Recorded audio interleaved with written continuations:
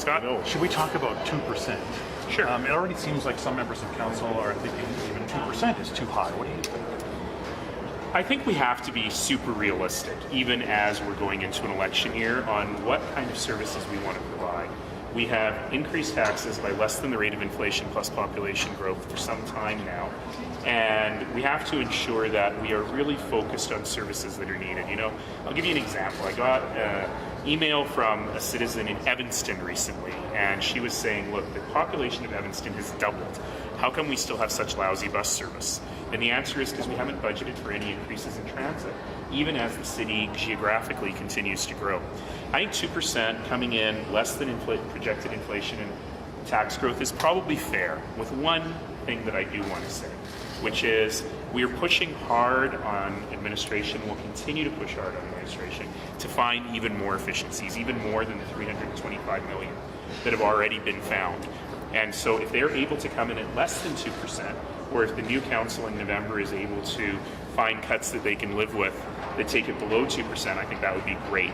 But I'd like to see a scenario that does that, as well as a scenario that is a key that shows us what would happen at that 2% that's being recommended. Where is the breaking point on that, given that Calgarians would look at this and say, well, why weren't you cutting costs and saving money years ago? Well, of course we have been. Since the moment I was elected, we have been very, very careful about the zero-based budgeting process, about finding efficiencies. We're working our way through department by department and finding millions of dollars in efficiencies in each place. It's something we got to do. Now, to be fair to my predecessors, the city was growing pretty fast, and the system was pretty broken, and it was hard to even keep up. And now that we're in an economic downturn, we actually have the chance to take a little bit of a breath and assess where we are and see how well we're doing with these zero-based reviews, as well as the other things we're doing to find efficiencies, and we'll keep doing that. But as I've said before, as far as governments go, this one's actually pretty efficient. You know, I think about the fact that I have oftentimes had to call in the city manager to see if we could find $2,500 or $5,000 for some emergent issue. I'm pretty sure the Premier doesn't worry about those numbers, and we do every single day here.